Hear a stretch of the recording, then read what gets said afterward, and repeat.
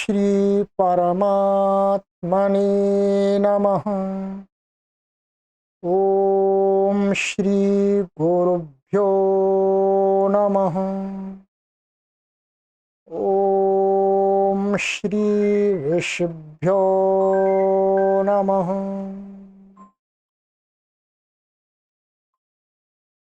सर्वेभ्यो नमः।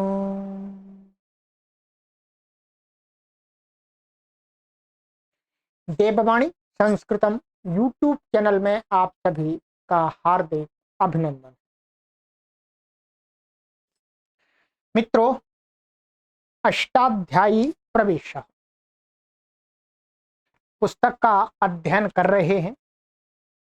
महर्षि पाणिनि का जो व्याकरण है, उस व्याकरण में प्रवेश करने के लिए सामान्य जानकारियां हमें होंगी, तभी हम पाणिनीय व्याकरण में प्रवेश कर सकें।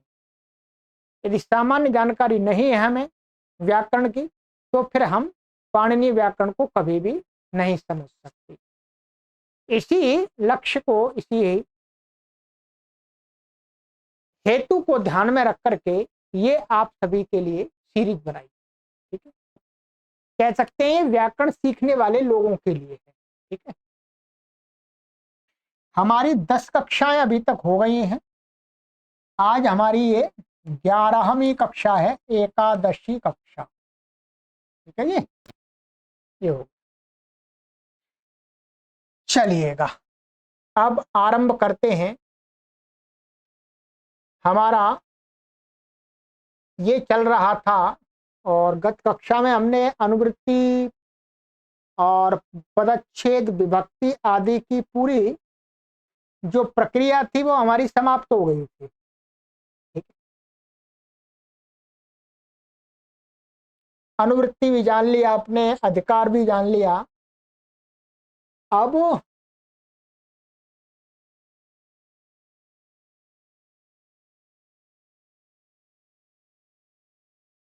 यहां तक। अब क्या है, वास्तव में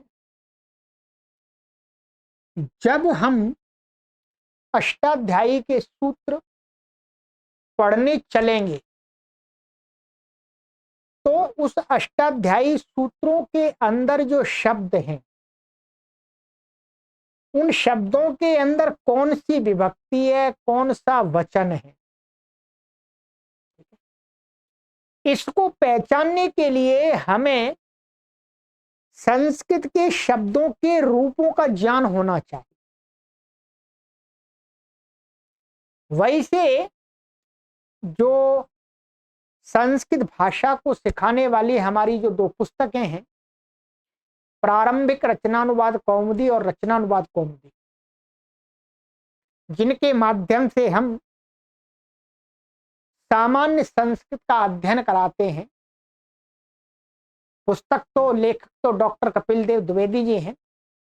उनमें ये बातें आपको, संस्कृत के शब्दों के रूप आपको याद करा दिए जाते हैं, इसलिए आपको कठिनता नहीं होगी।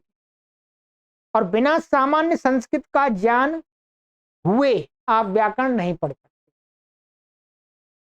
तो अब क्या इन्होंने बताया है गुरुजी ने कि मानिएगा ये सूत्र है हमारे पास, आदेन गुण। ठीक है, ये सूत्र है। अब हमें इसमें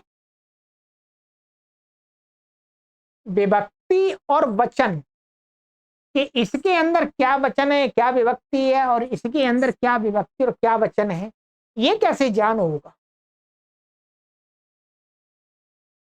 तो इसके ज्ञान के लिए वास्तव में संस्कृत भाषा के कुछ शब्दों के रूप हमें याद होने चाहिए, उनका अच्छी प्रकार से अभ्यास होना चाहिए। तो वही, जैसे अब आपको राम शब्द के रूप याद हैं, तो राम शब्द के रूप आपको याद हैं, तो आप समझ लेंगे राम शब्द कैसा है, पुल्लिंग, और उसका प्रथमा व्यक्ति में क्या रूप बनता है, एक वचन में रामः। और ये राम शब्द कैसा है, अकारांत, ह्रस्व अकारांत। ह्रस्वकारांत का प्रथमा व्यक्ति एक वचन में रामः रूप बनता है। तो इसका मतलब ये गुणः शब्द भी ह्रस्वकारांत है और प्रथमा व्यक्ति का एक वचन का रूप है। ये ज्ञान आपको कब हुआ? जब आपको राम शब्द के रूप याद है, अथवा अन्य कोई अकारांत ह्रस्वकारांत शब्द है, जैसे वेद मान लीजिएगा, वेद शब्द भी अकारांत है। इसके रूपों का ज्ञान है तो आप इसको पहचान लेंगे कि ये कौन सी विभक्ति और कौन से वचन में बनता है। जब तक आप ये नहीं पहचान पाएंगे तब तक सूत्रों का अर्थ आप नहीं कर सकते। सूत्रों के अर्थ को करने के लिए, अर्थ को जानने के लिए पहले उस सूत्र के अंदर पदों के विभक्ति और वचन का ज्ञान होना आवश्यक होता है। ठीक है, तो इस ज्ञान के लिए यहां पर ये बता रहे हैं कि अब आपको ये कुछ शब्द रूप दे रहे हैं। ये यदि आपको याद है, वैसे ह्रस्वकारांत, ह्रस्वकारांत, पुल्लिंग, नपुंसकलिंग, ये सभी हमने याद करा दिए हैं आपको। यदि नहीं याद है तो पहले फिर आपको याद करने पड़ेंगे और सामान्य संस्कृत सीखनी पड़ेगी।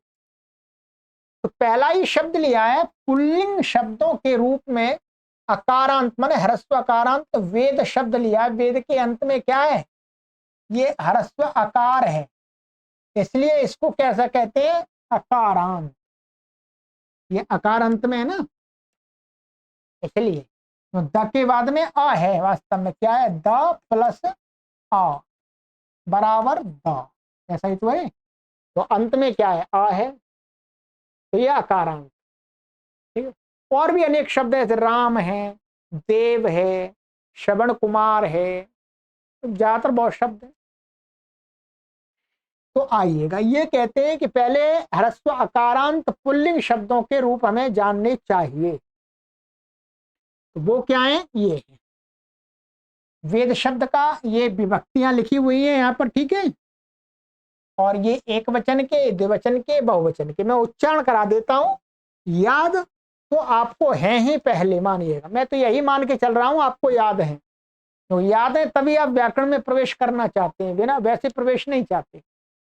यहाँ केवल आपको एक इशारा दिया जा रहा है। ठीक है, तो वेदाः वेदौ वेदाः वेदम वेदौ वेदान वेदेन वेदाभ्याम वेदैः वेदाय वेदाभ्याम वेदेभ्यः वेदात् वेदाभ्याम वेदेभ्यः वेदस्य वेदयोः वेदानां वेदे वेदयोः वेदेषु हे वेद हे वेदौ हे वेदः है वेदाः हे वेदाः। ठीक है, तो ये आप कर लीजिएगा। तो ह्रस्वकारांत शब्द कहीं पर अष्टाध्यायी के सूत्र में आएगा तो उसका जो भी रूप प्रयोग होगा वो आप आराम से पहचान लेंगे। ठीक, जैसे मानिएगा कहीं पर ऐसा आया गुणेन, तो आप पहचान लेंगे कि गुणेन ये क्या है? तृतीय विभक्ति का एक वचनांत का रूप है। तो तृतीय विभक्ति का जो अर्थ होता है वो अर्थ वहां अर्थ सूत्र में आ जाएगा। ठीक है, चलिएगा। दूसरा शब्द है यहाँ पर ह्रस्व अकारांत ही सर्वनाम लिया है। सर्वनाम के रूप अलग होते हैं, ये आपको पता है। तो अकारांत सर्वनाम, क्योंकि सर्वनाम शब्दों का भी महर्षि पाणिनि ने अपने सूत्रों में प्रयोग किया है, प्रयोग किया है। तो इसका रूप है सर्वः सर्वौ सर्वे सर्वम सर्वौ सर्वान् सर्वेण सर्वाभ्याम सर्वैः सर्वस्मै सर्वाभ्याम सर्वेभ्यः सर्वस्मात् सर्वाभ्याम सर्वेभ्यः सर्वस्य सर्वयोः सर्वेषां सर्वस्मिन् सर्वयोः सर्वेषु हे सर्व हे सर्वौ हे सर्वे। ठीक है, ये ऐसे चलेंगे। ये पुल्लिंग के अकारांत सर्वनाम। फिर है ह्रस्व इकारांत के शब्द। ठीक है,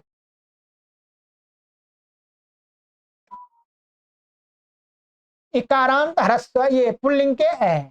ठीक है, तो हरि हरि हरयः हरिम हरि हरि हरिणा हरिभ्याम हरिभिः हरये हरिभ्याम हरिभ्यः हरेः हरिभ्याम हरिभ्यः हरेः हर्योः हरीणाम हरौ हर्योः हरिषु हे हरे हे हरि हे हरय। ठीक है, क्रम से चल रहे हैं। ह्रस्व उकारांत पुल्लिंग, जैसे साधु शब्द ले लिया, अनेक शब्द है, साधु ले सकते हैं, गुरु ले सकते हैं। ठीक है, तो साधु साधु साधवः, साधुम साधु साधून, साधुना साधुभ्याम साधुभिः, साधवे साधुभ्याम साधुभ्यः, साधोः साधुभ्याम साधुभ्यः, साधोः साध्वोः साधूनां, साधौ साध्वोः साधुषु हे साधो हे साधु हे साधवः। ठीक है, ये हो गया। अब आ जाइएगा ह्रस्व ऋकारांत, क्योंकि महर्षि पाणिनि ने अपने सूत्रों में ह्रस्व ऋकारांत शब्दों का भी प्रयोग किया है। तो ह्रस्व ऋकारांत शब्दों का जिस भी व्यक्ति इस वचन का प्रयोग किया है, तो आप कैसे पहचानेंगे? तो आपको ह्रस्व ऋकारांत पुल्लिंग का भी आना चाहिए।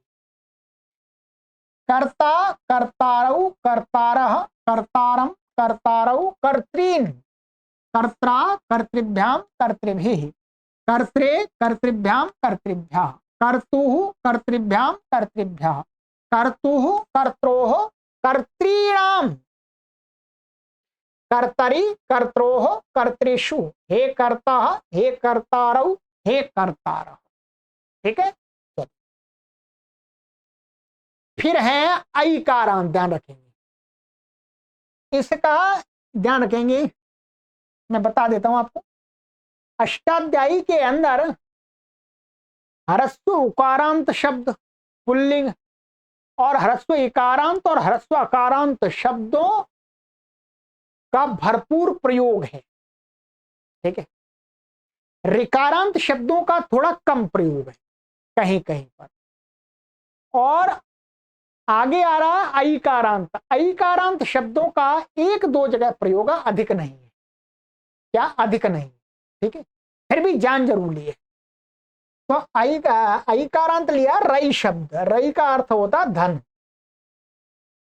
क्या होता है बोलो? धन। ठीक है, तो राह रायौ रायः रायम रायौ रायः राया राभ्याम राभिः, राये राभ्याम राभ्यः, रायः राभ्याम राभ्यः, रायः रायोः रायाम,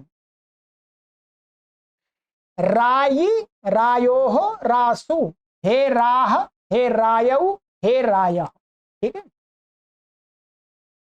अब आ जाइएगा ये पुल्लिंग के इतने रूप आपको ध्यान रहने चाहिए। ठीक है, अब स्त्रीलिंग के शब्द रूप दीर्घ आकारांत, क्योंकि स्त्रीलिंग का तो ह्रस्वकारांत होता नहीं है, तो दीर्घ आकारांत होता है उनका।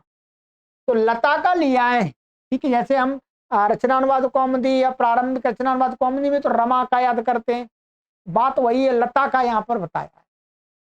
आइएगा लता का इनका रूप, लता लते लताः, लताम लते लताः, लतया लताभ्याम लताभिः, लतायै लताभ्याम लताभ्यः, लतायाः लताभ्याम लताभ्यः, लतायाः लतयोः लतानां, लतायां लतयोः लतासु हे लते हे लते हे लताः। ठीक है, अब स्त्रीलिंग में ह्रस्व इकारांत शब्द स्त्रीलिंग में भी होते हैं, पुल्लिंग में भी होते हैं, स्त्रीलिंग में भी होते हैं। तो वो शब्द लिया मति, ये आपको हमने खूब पढ़ाया है। आइएगा मति ही मति मतयः, मतिम मति मतिः, मत्या मतिभ्याम मतिभिः, मत्यै, यहाँ पर ये इसमें विसर्ग गलत लग गया है। ठीक है, नहीं मिसप्रिंट है ये। तो मत्यै मतये मतिभ्याम मतिभ्यः, मत्याः मतेः मतिभ्याम मतिभ्यः, मत्याः मतेः मत्योः मतीनां, मत्याम मतौ मत्योः मतिषु, हे मते, हे मति, हे मतयः। ठीक है, ये भी बहुत शब्द प्रयोग है। क्या है? अष्टाध्यायी के सूत्रों में ह्रस्व इकारांत स्त्रीलिंग शब्दों का भी भरपूर प्रयोग है। सबसे पहले सूत्र में ही क्या है? वृद्धि ही।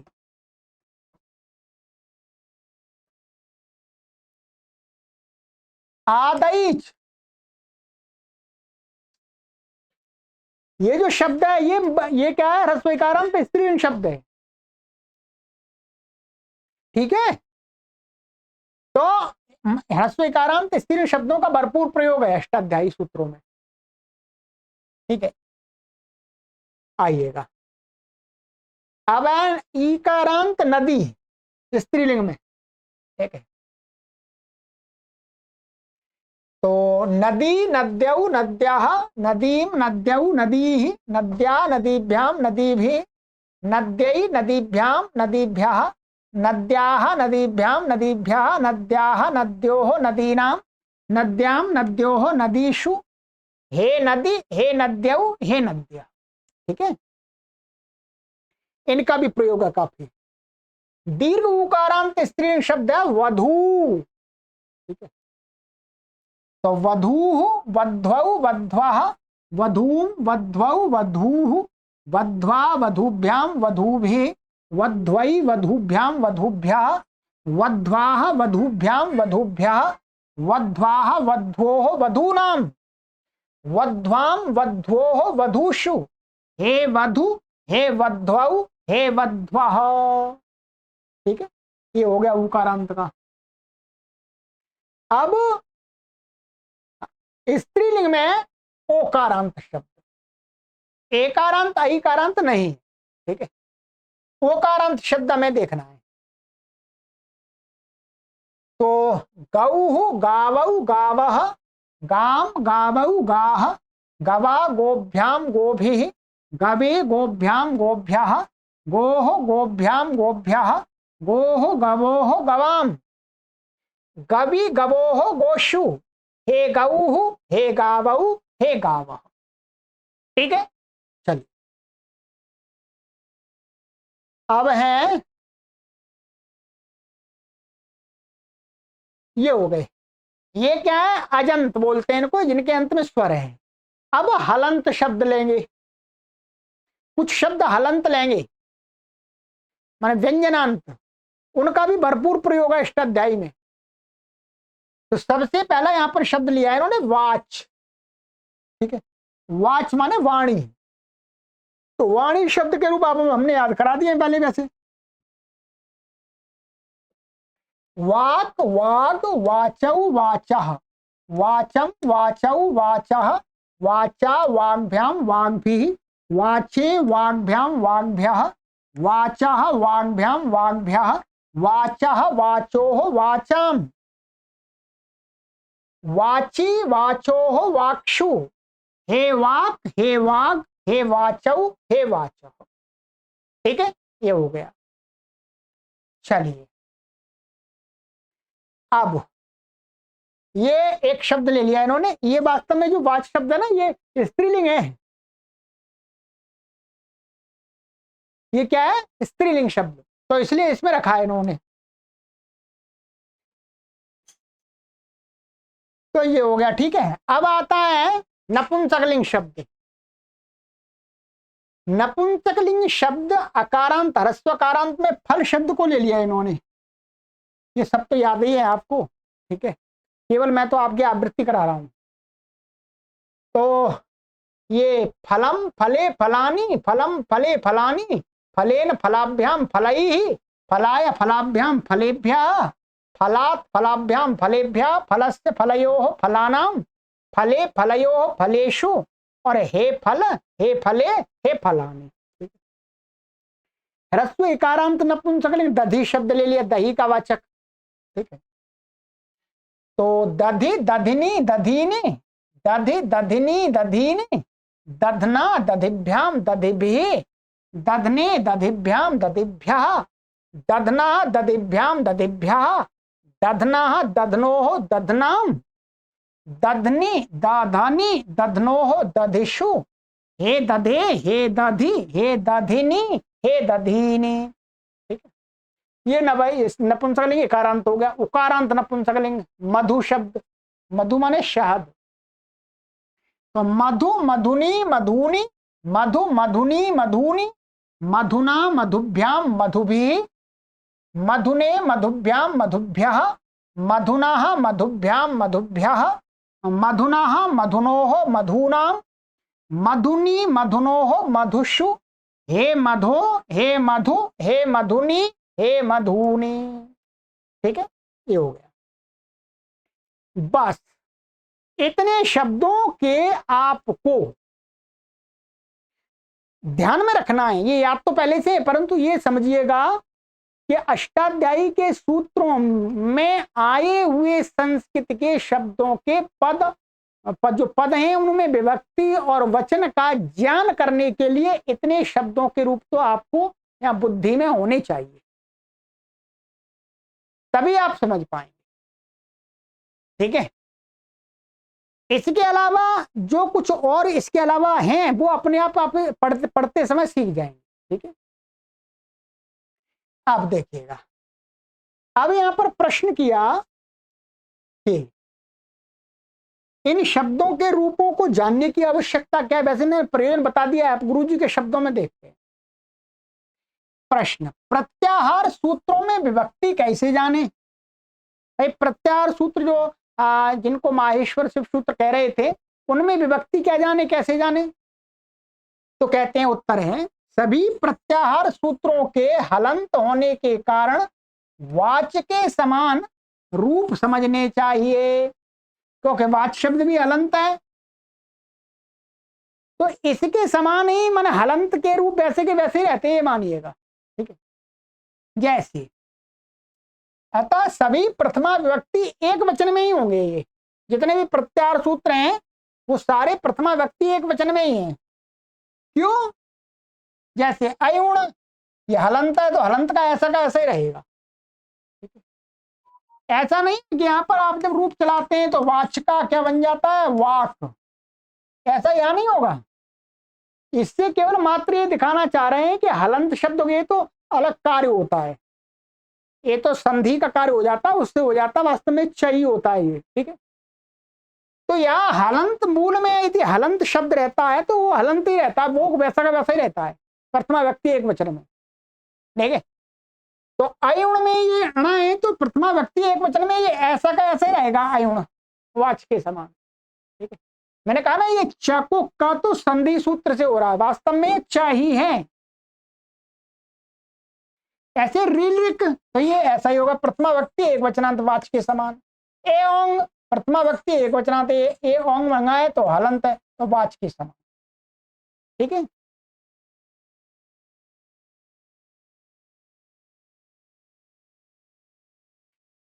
प्रश्न, विभक्ति तथा वचनों को संक्षेप में लिखने की क्या विधि है। संक्षेप में कैसे लिखें। जैसे ये लिख दिया है प्रथमा विभक्ति एक वचन, तो लिखा नहीं, यहाँ पर एक एक लिख दिया। यही प्रयोग होता है, इसी संक्षिप्त शॉर्ट में प्रयोग होता है पढ़ने और पढ़ाने वालों के बीच में। ठीक है, तो यहां पर आपको ध्यान रखना है कि सूत्रों में जब पढ़ेंगे तब पढ़ाएंगे तो ये समझना है, विभक्ति तथा वचनों को क्रमशः दो संख्याओं से प्रकट किया जाता है। प्रथम संख्या विभक्ति के लिए जो दो संख्या लिखेंगे उसमें प्रथम संख्या किसकी होती है, ये जैसे विभक्ति के लिए। दूसरी वचन के लिए समझनी चाहिए। जैसे यदि हमें द्वितीय विभक्ति का बहुवचन कहना हो तो उसे हम इस प्रकार लिखेंगे, द्वितीय माने दो लिख देंगे, द्वितीय के लिए दो के, और बहुवचन के लिए तीन लिख देंगे, दो और ये तीन। इसके नमूने के लिए निम्न कुछ संकेतों को आप देखिएगा। ये बिल्कुल सामान्य पर बात जाननी चाहिए हमें। जैसे प्रथमा विभक्ति एक वचन लिखना होगा तो प्रथमा का एक लिख देंगे, एक वचन का एक लिख देंगे। द्वितीय विभक्ति बहुवचन लिखना होगा तो दो तीन लिख देंगे। सप्तमी विभक्ति द्विवचन लिखेंगे तो क्या लिखेंगे, सात दो। इसी प्रकार सभी विभक्ति एवं वचनों के संकेतों को जानना चाहिए पूरे अष्टाध्यायी व्याकरण को पढ़ते समय। ठीक है, ये चलिएगा।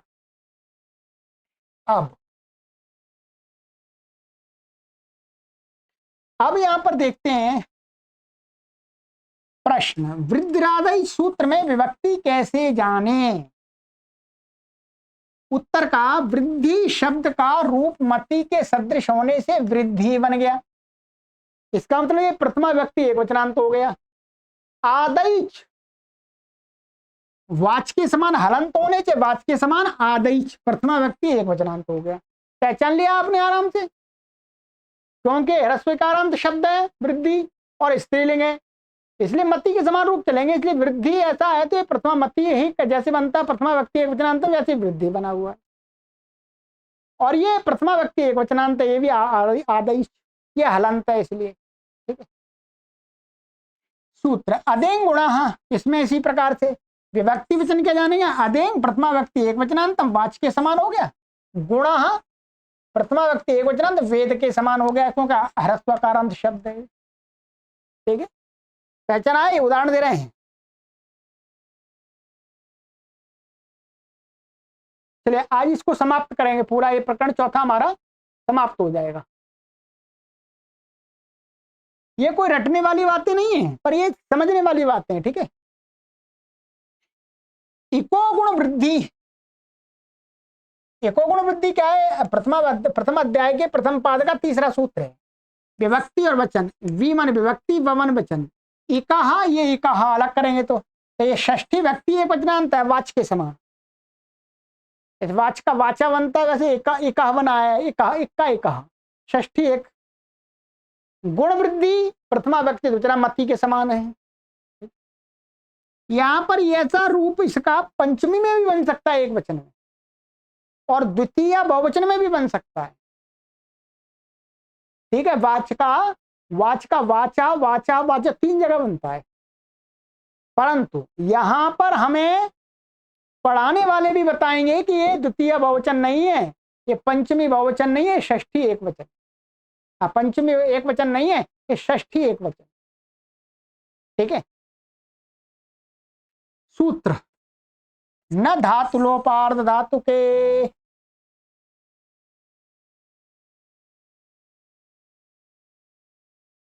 विभक्ति वचन न अव्यपद है ये। ठीक है, धातु लोपे सप्तमी व्यक्ति एक वचनांत है, ये फल के समान उसका रूप चलेगा। नपुंसक फल के समान, तो फले बनता सप्तमी एक वचन में, तो धातु लोपे।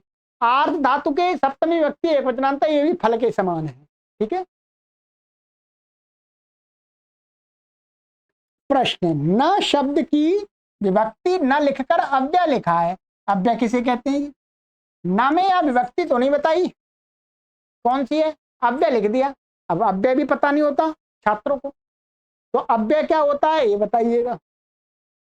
तो उत्तर देते हैं, अव्यय का स्वरूप शास्त्र में ये बताया है। अव्यय किसको कहते हैं। सदृशम त्रिषु लिंगेषु सर्वासु च विभक्तिषु वचनेषु च सर्वेषु यन्न व्येति तदव्ययम्। सरल है।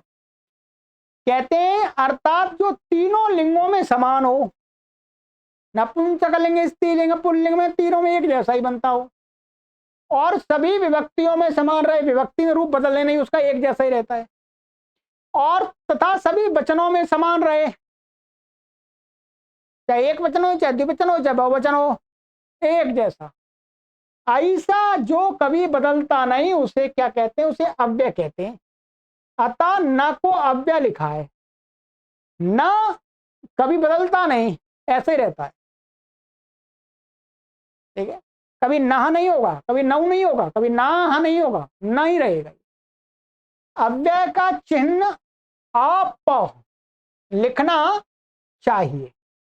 जहां कहीं पर भी अव्यय लिखेंगे, अव्यय पद, तो आप लिख देंगे तो अव्यय पद हो जाएगा।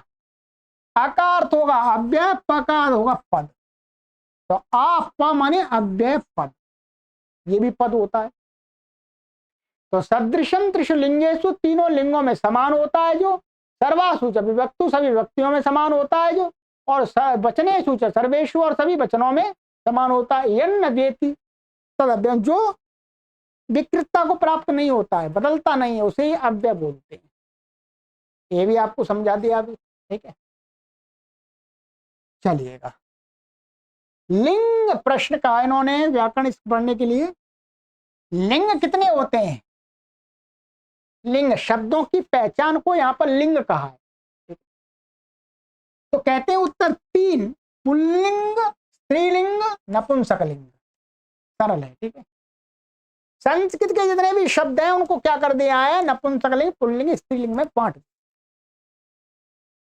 प्रश्न, धातु लोप में विभक्ति करते समय ए अंत में कैसे लिखा।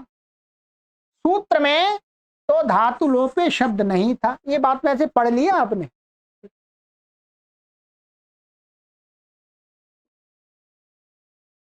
कि जो न धातु लोप आर धातु के जो आपने पढ़ाया था,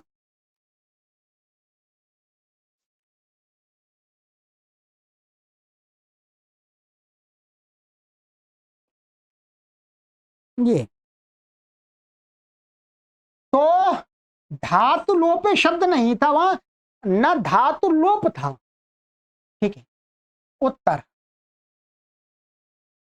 ये उस सूत्र की बात कर रहे हैं, यहां मूल शब्द धातु लोपे ही था, परंतु आगे आर्ध धातु के का आ समक्ष आने से एक स्थान पर संधि विषय में आने वाले सूत्रों से अय होकर के य का लोप हो गया जाता है, जैसा कि पहले पदच्छेद प्रकरण में आपको दिखा दिया है। एक छात्र को शंका पहले समझा दिए, फिर दोबारा करके बता दिए, ठीक है। संधियों से यहाँ पर ये खत्म हो जाता है, ये कैसे खत्म होता है, एक अय होता है और अय होकर के यकार का लोप हो जाता है, ठीक है।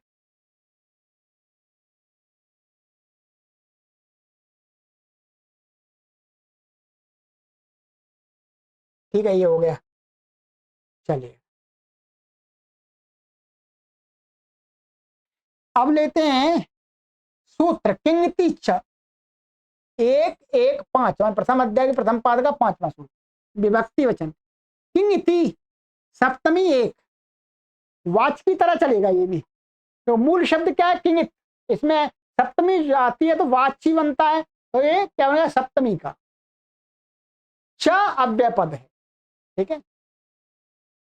सूत्र दीदी वेबीटाम, विभक्ति वचन, दीदी वेबीटाम, षष्ठी व्यक्ति बहुवचनांत, वाच की भांति, वाचाम बनता है वैसे दीदी वेबीटाम। मूल शब्द क्या है, दीदी वेबीट, ऐसा है। प्रश्न उठाया कि दीदी वेबीटाम में दीदी की भिन्न विभक्ति कैसे नहीं लिखी। भाई दीदी, इसको अलग क्यों नहीं किया। तो कहते हैं उत्तर, दीदी वेबीटाम में 3 शब्द हैं, इसमें दीदी वेबीटाम में क्या है, 3 शब्द हैं। एक दीदी है, एक वेबी है और एक इट है। इन तीनों मिलाकर समस्त होकर के एक शब्द के रूप में परिणत हो जाते हैं, जिससे क्या बनता है, दीदी वेबीट। इन तीनों को मिला देते हैं तो दीदी वेबीट बनता है, ऐसा शब्द हो जाता है। अतः दीदी वेबीटाम से विभक्ति होगी तो दीदी या वेबी से नहीं, क्योंकि अलग अलग शब्द नहीं है, यहाँ पर मिले हुए शब्द है, मिलकर के यहाँ पर समूह रूप में प्रयोग किया। तो और हलंत है तो वाच के समान है, ठीक है। आइएगा,